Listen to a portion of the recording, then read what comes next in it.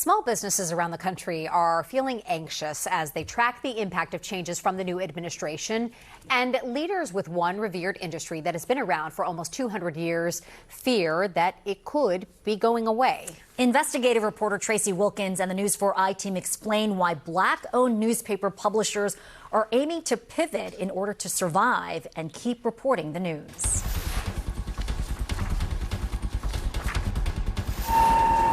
Every time these machines roll and the news of the week is published by the Washington Informer, it costs money, from the newsprint to the ink itself. But I'm worried right now. I am. As I talk to my fellow publishers around the country, they're all worried. Salaries and day-to-day costs of doing business have always weighed on Informer publisher Denise Roloff Barnes, a second-generation owner. My daddy used to say,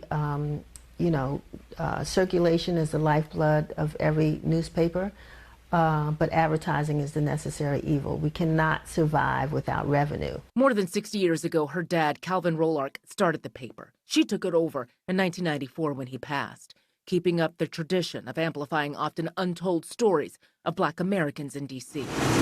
And while Barnes has seen challenges before, she says this is the most uncertain time for her paper. Potential cost increase due to tariffs, since much of their publishing tools come from other countries.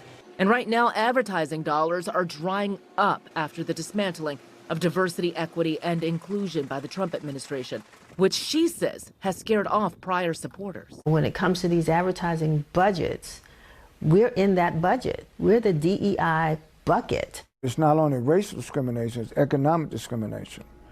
And it makes our ability to survive even tougher. Civil rights activist and former NAACP president Ben Chavis is CEO of the National Newspaper Publishers Association, which represents 250 Black-owned newspapers across the country.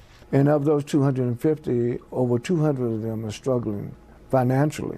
Chavis says in 2021, after the death of George Floyd, many of these publications became a focal point for philanthropic and corporate dollars, allowing them to increase staff and grow coverage. Now, the trend has reversed. Minority-owned, Black-owned, African-American-owned has become a term that is disappearing in the industry.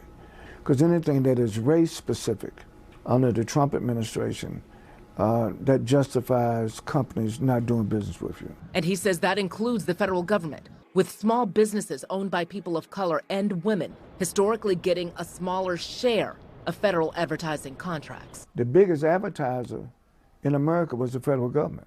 According to a 2024 report by the U.S. Government Accountability Office, small disadvantaged businesses only got 14% of the $14.9 billion spent by the federal government on advertising for various agency services, resources, and recruitments, with the smallest percentage going to Black-owned businesses. A lot of our newspapers would not be in existence if the current climate does not change. Whenever there's progress, there is backlash. Alfonso David is president of the Global Black Economic Forum, which advocates for Black and marginalized communities.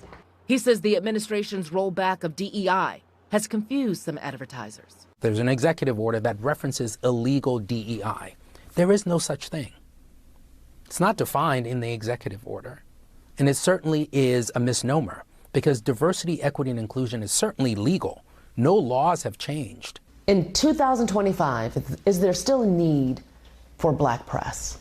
Yes, there's still a need for Black voices, a place where Black voices can be amplified. The concerns, the dreams, the aspirations, the accomplishments, the challenges.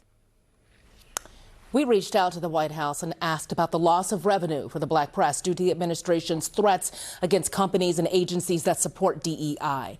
They did not directly answer, but said President Trump promised to bring prosperity back to Main Street with an America First agenda that benefits every small business. Some of these papers would argue that they're being impacted negatively. And Tracee, we're hearing even the Washington Post having to fold the Metro section into Style and Sports. So how are these smaller publications expected to survive with these cuts and these policies? Yeah, you hit the needle on the head. One of our experts suggested pivoting and diversifying for all businesses impacted by these cuts. That's something even larger papers, as you mentioned, are having a difficult time with and are grappling with. But the black print press began in 1827, 40 years before the end of enslavement. This is a resilient industry. The Informer is leaning into that resilience right now. Denise told me just a few minutes ago things have gotten much worse since we spoke. They have been struggling to make payroll for the last few weeks. So, I mean, it just speaks to how things have really changed. And this is one of those papers that did expand their staff and also expanded their area of coverage, and now they're dealing with these losses. And she's been so impressive, Denise Rolock-Barnes, in this mission to keep this publication going through all the changes in our community. Yeah, absolutely. Living out her father's dream for their community. Tracee Wilkins, thank you for joining us.